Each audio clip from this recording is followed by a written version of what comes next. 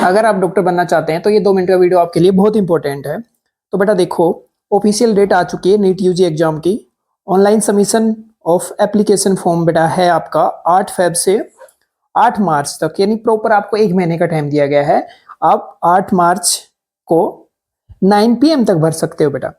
ठीक है, तो लास्ट सबमिशन डेट होगी आपकी 8 मार्च। ठीक है, और अगर आप बात करो बेटा करेक्शन कब करवा सकते हो, तो करेक्शन के लिए आपकी लगभग डेट आएगी 10 से 12 मार्च के लिए। यानी आपसे अगर फॉर्म में कोई गलती हो जाए तो ज्यादा टेंशन लेने की जरूरत नहीं है। आप क्या कर सकते हो, 10 मार्च से 12 मार्च के बीच में आप उसको बेटा सही करवा सकते हो। और आपकी एग्जाम डेट है यहाँ पे 3 मई की। देखो, अपना एग्जाम जो होता है नीट का, वो मई के पहले सप्ताह में होता है।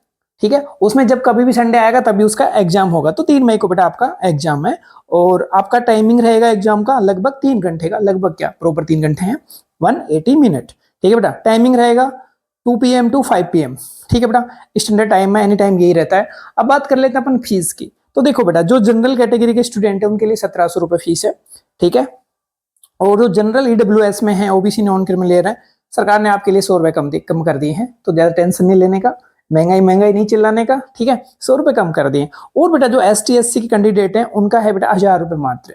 और जो स्टूडेंट आउटसाइड ऑफ इंडिया से MBBS करना चाहते हैं तो उनके लिए फीस है बेटा 9500 रुपए। ठीक है,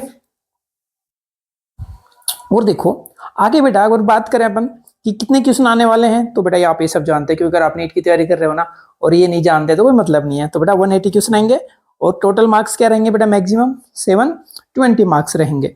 अब बात कर लेते हैं बेटा, एक सबसे बड़ी बात ये है यहाँ पे, और तो सारी बातें आप जानते हो कि 15% रहता है बेटा, स्टेट कोटा रहता है, फलाना है ढिखड़ा है। ठीक है, तो स्टेट कोटा रहेगा बेटा 85।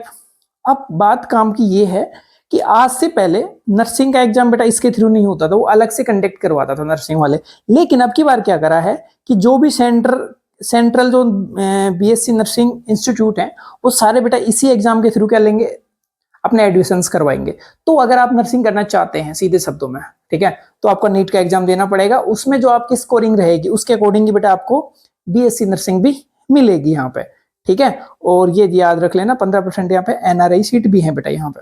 ठीक है, और अपन बात करें कि एक कोड सिस्टम और होता है नीट में। तो देखो, कोड सिस्टम फर्स्ट का क्या मतलब है यहाँ पे कि बेटा, चलो इसको डायरेक्ट बता देते हैं अपन, कि जो भी स्टूडेंट 12th क्लास में है अभी बेटा, whose 12th class result is awaiting, यानी आप 12th क्लास में हो और आपका रिजल्ट अभी तक आया नहीं है, तो आप कौन सा कोड सेलेक्ट करेंगे बेटा, कोड नंबर फर्स्ट सेलेक्ट करेंगे। अब देखो, अब सेकंड कोड कौन सेलेक्ट करेगा भैया, जो पास आउट हो चुका है, जो 12th क्या कर चुका है, पास कर चुका है।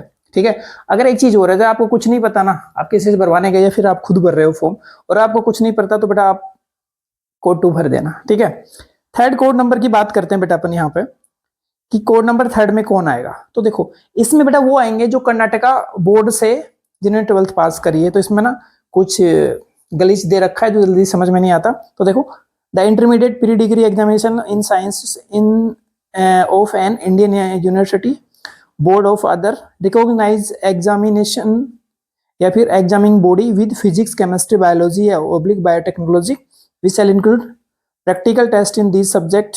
तो आप तो डायरेक्ट क्या याद रखो बेटा, कर्नाटक बोर्ड से आपने किसी ने करा, स्पेशली कर्नाटक वालों के लिए है ये। ठीक है, अब देखो कोड नंबर 4 कौन सेलेक्ट करेगा बेटा, यानी जो BDS या फिर MBBS या फिर कोई और इसके रिविलेंट किसी में ना एडमिशन ले चुके हो, तो वो बेटा कोड 3 सेलेक्ट करेंगे। कोड 4 सेलेक्ट करेंगे। कोड 5 कौन सेलेक्ट करेगा बेटा, जो BSc फर्स्ट ईयर में है। किसमें है, BSc फर्स्ट ईयर में जो भी कर रहे हैं ना, तो वो कौन सा सेलेक्ट कर ले बेटा, code number 5। The first year of 3 years degree courses and of a recognised university with physics chemistry biotechnology और बायोलॉजी। ठीक है, यानी मैं कह दूं कि BSc फर्स्ट ईयर वाले बेटा क्या कर लो, इसको कोड नंबर 5 सेलेक्ट करो। और जो BSc पास आउट हैं वो बेटा क्या करेंगे, कोड नंबर 6। और जो बेटा बाहर से कर रहे हैं BSc वगैरह जो भी चीजें हैं, तो कोड नंबर 7 सेलेक्ट करेंगे। यानी